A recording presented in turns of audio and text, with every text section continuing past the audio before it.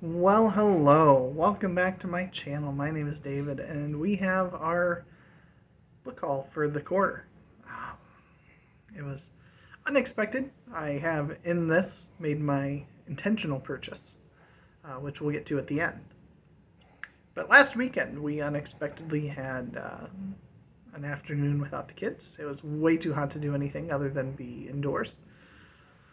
We stopped by a library to drop off some books for donation, and me being me, I wanted to look around their books that they had for sale, and they had tons. Most of them not of interest, but I did find a couple in there. And book library book sale prices are hard to beat. Then from there, we ended up hitting a couple of places up in north side of town that we rarely get to because they're an hour away. And one of them was a wall of books, which I enjoyed looking around. I could have probably walked out of there with about $10,000 worth of books. They have a very large science fiction section, packed full of vintage science fiction. So it would have been real easy for me to spend a whole bunch of money. And I came extremely close to. I went in with the intention of spending somewhere between $10 and $20.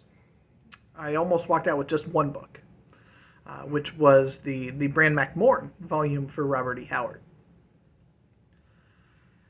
But it was $16, and I had a hard time picking just that up. One, because I've read most of those stories earlier this year in Worms of the Earth. And two, because there were other things I was looking for, and I decided to go with quantity over quality for a change. So I set that one back. And they also had Volume 2 of The Best of Robert E. Howard for $15, which was also one that I almost picked up. And again, the price of the one book, while not a bad price, veered me towards other things to consider.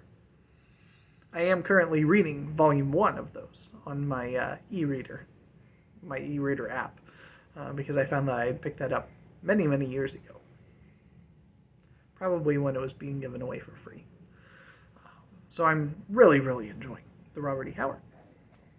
So we'll start with the five things I got from the library sale. Two of which are in my car.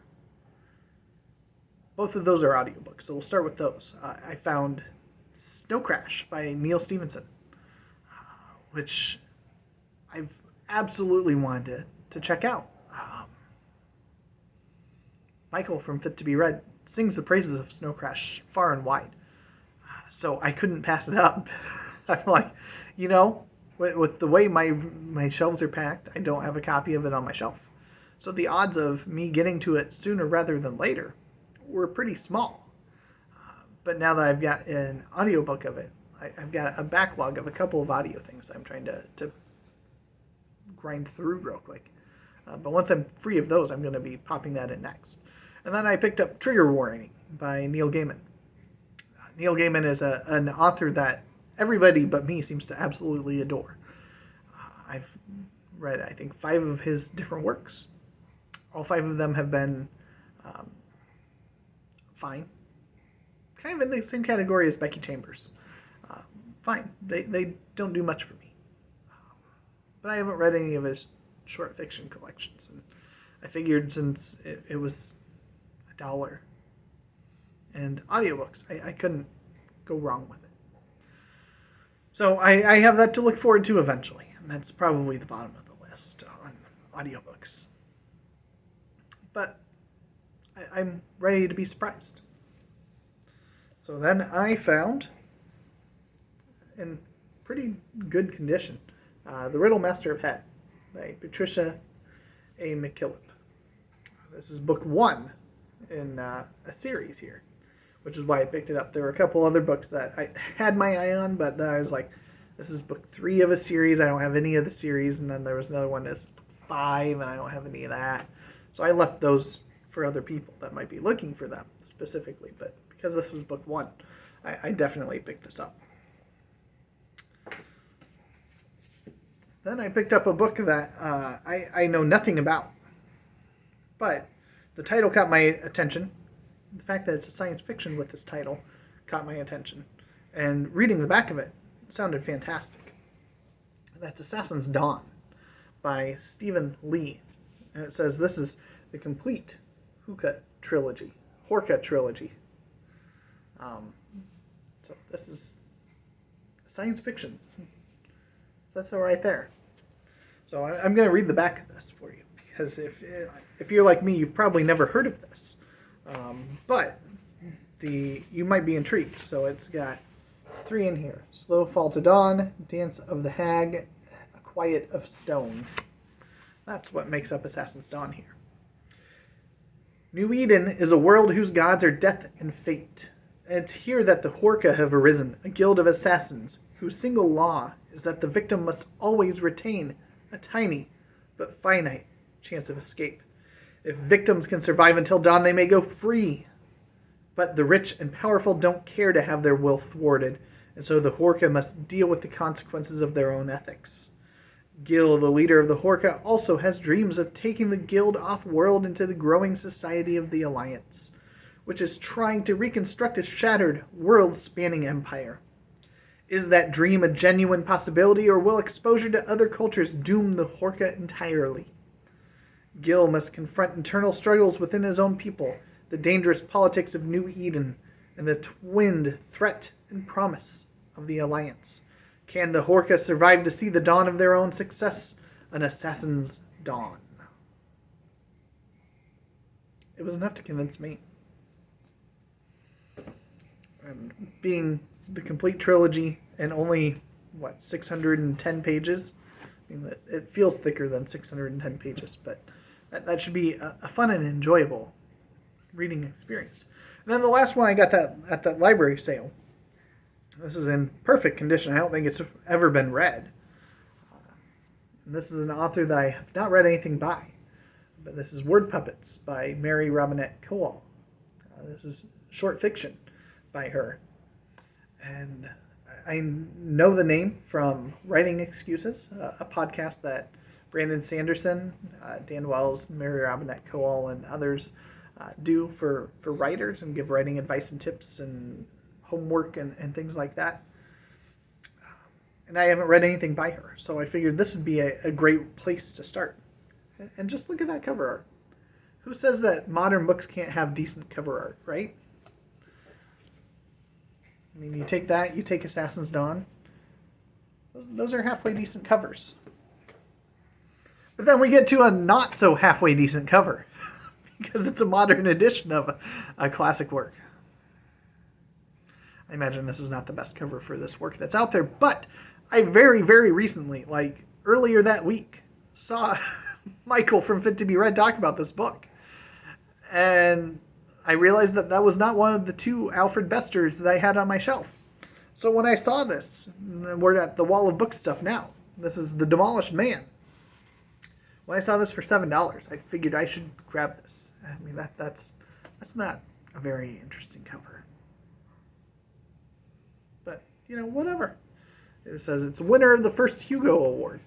So that is exciting to dive into. And that's 241 pages. I mean, that's like a lunchtime reading for Steve Donahue.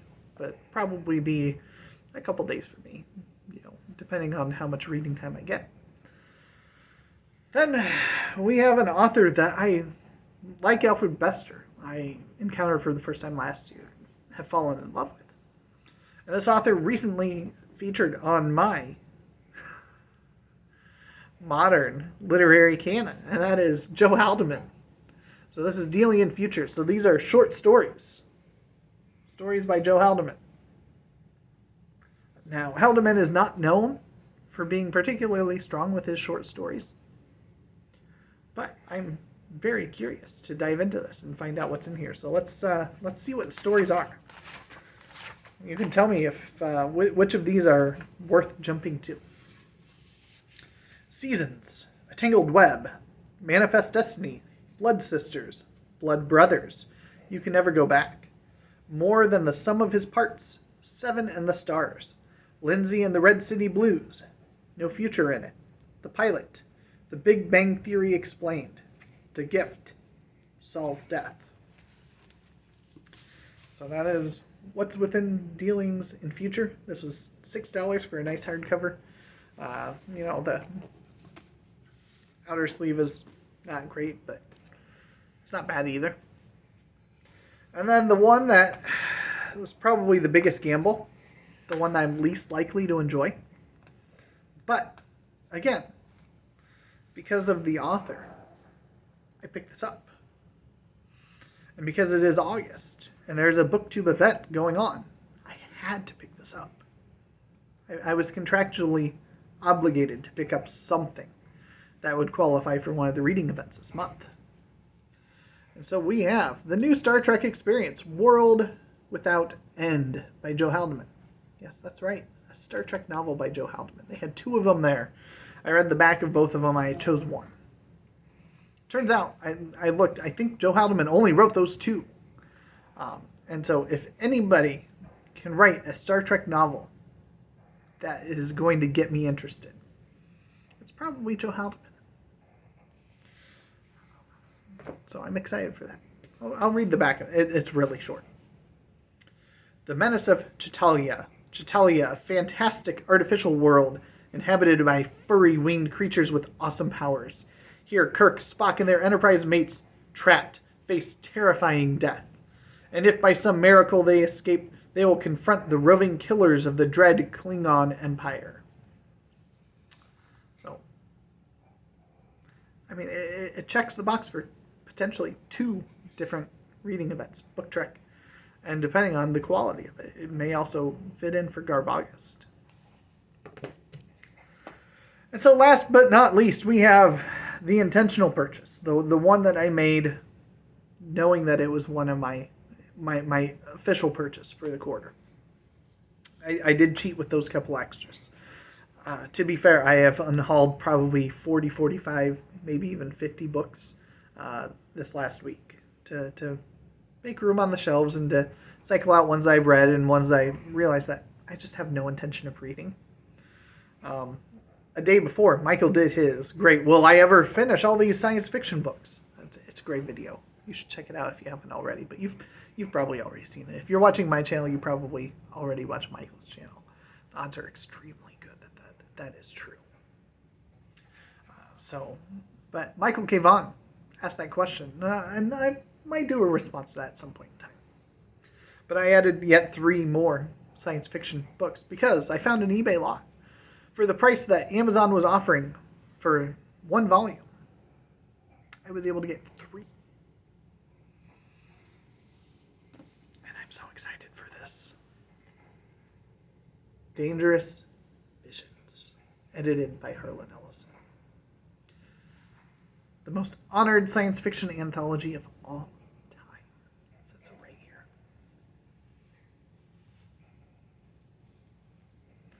But that's not all. We have, again, Dangerous Visions #1, edited by Harlan Ellison. And, again, Dangerous Visions 2. The 3 of those for the price of a brand new copy of Dangerous Visions off Amazon. I figured that was an easy choice to make. I got one off of my next books that I want to buy list. And I've got so much good reading ahead of me with that. I have no doubt in my mind that I'm going to just devour those volumes and enjoy every minute of it. So that's all. I don't want to take too much time. I've got a very busy day.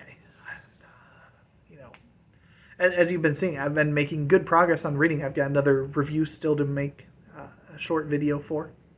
I'm going to try for maybe another couple days, at the very least, doing a short with each of the books I finish. And let me know down below, is this something that you'd prefer for me to do, just a little short, minute or less, recaps of a book as I finish it? Or would you prefer to be where I have a longer video, where I talk about everything I've read over the course of 2 to 4 weeks. I'm curious. I'm experimenting to see what my thoughts are on this. And it seems like the popular thing to do. All the cool kids are doing it for Garbagast and their Garbagast picks. So why not for everything that I finish in August? So let me know, and I will catch you later.